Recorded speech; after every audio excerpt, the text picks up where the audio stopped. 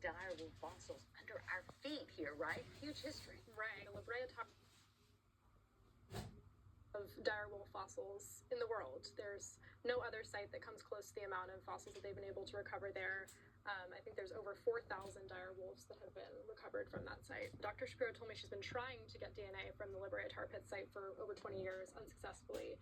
The scientists have not quite figured out exactly why it's so difficult to extract that ancient DNA from these samples, but they think it has to do with the heat of LA's sun beating down on the asphalt and essentially baking the samples, the area that these samples are in, which degrades the ancient DNA. There's a real conversation between conservationists and then the scientists messing around with this ancient DNA. And they say that conservation efforts can coexist with this de-extinction, or whatever you want to call it.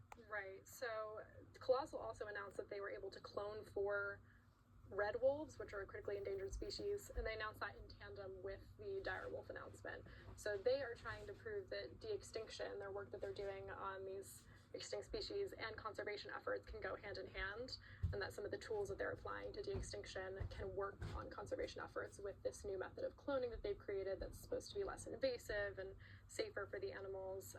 So it's very interesting. There's lots of conversation about how conservation plays a role in what they're doing, but I think the scientists I spoke with were pretty insistent that the resources that they're investing into de-extinction would be better spent on conservation efforts.